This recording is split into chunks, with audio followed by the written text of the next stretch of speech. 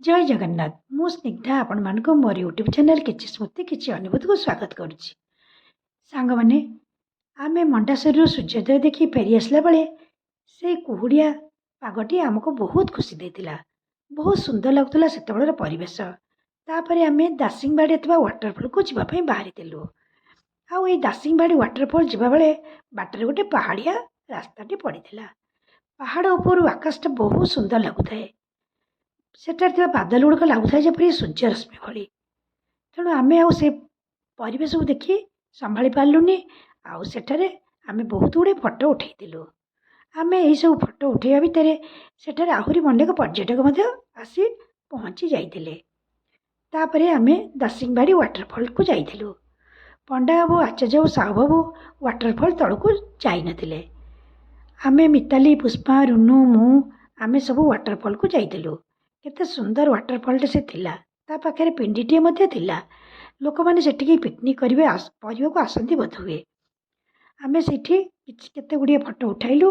ଆଉ ସେ ସୁନ୍ଦର ଦୃଶ୍ୟକୁ ଉପଭୋଗ କରି ଉପରକୁ ଆସିଲୁ। ଉପରେ ଆସିଲା ବେଳେ ଆଚାର୍ଯ୍ୟ ବାବୁ, ପଣ୍ଡା ବାବୁ ସମସ୍ତେ ବସିଥିଲେ।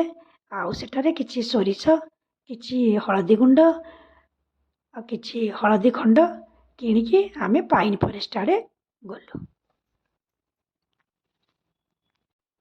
ସାଙ୍ଗମାନେ ପାଇନ ଫରେଷ୍ଟ ଭିତରେ ପହଞ୍ଚି ତା ଭିତରେ କିଛି ସମୟ ବୁଲାବୁଲି କଲୁ। ସେତେବେଳେ ପିକନିକ୍ ସିଜନ୍ ଥିବାରୁ ତା ଭିତରେ ଲୋକମାନେ ପିକନିକ୍ କରୁଥିବାର ଦେଖିଥିଲୁ। ତାପରେ ତା ଭିତରେ କିଛି ସମୟ ଫଟୋ ଉଠାଉଠି କରି ଆମେ ଦାରିଙ୍ଗବାଡ଼ିରେ ଥିବା କଫି ବଗିଚା ଆଡ଼କୁ ଯାଇଥିଲୁ। କଫି ବଗିଚା ଆଗରେ ମଧ୍ୟ ସେମିତି ସୋରିଷ, ହଳଦୀ, ଡ୍ରାଏ ଫ୍ରୁଟ୍ ସବୁ ବିକ୍ରି ହେଉଥିବାର ଦେଖିଲୁ। ଯେହେତୁ ଆମେ ସବୁ କିଣି ଆଣିଥିଲୁ ଆଗରୁ, ତେଣୁ ଆମେ ଆଉ କିଛି ସେଠାରେ କିଣି ନଥିଲୁ। କିନ୍ତୁ ଆସିଲା ବେଳେ ସାଙ୍ଗରେ କିଛି କଫି ଫ୍ଲାସ୍କରେ ନେଇକି ଆସିଥିଲୁ। ସେ କଫି ବଗିଚା ଭିତରେ ବୁଲାବୁଲି କରି ମୁଁ ପ୍ରଥମ ଥର ପାଇଁ କଫି ବଗିଚା ଦେଖିବାକୁ ପାଇଥିଲି। କଫି ଗଛ ଗୁଡ଼ିକ ଉପରକୁ ଗୋଲମରିଚ ଗଛ ଗୁଡ଼ିକ ମାଡ଼ିଥାଏ। ଆମେ ସେଠାରେ ଗୋଟେ ଜାଗାରେ ବସି ନେଇଥିବା କଫି ଆଉ ସ୍ନାକ୍ସ ଖାଇଦେଲୁ। ଆଉ ସେ କଫି ବଗିଚା ଭିତରେ କଫି ପିଇବାର ଅନୁଭୂତି ଥିଲା ନିଆରା। ତାପରେ ଆମେ କଫି ଗାର୍ଡ଼େନ ଭିତରେ କିଛି ସମୟ ବୁଲାବୁଲି କରିଥିଲୁ। ଆଉ ଗଛ ଉପରେ ଗୋଲମରିଚ ଫଳିଥିବାର ଦେଖିଥିଲି।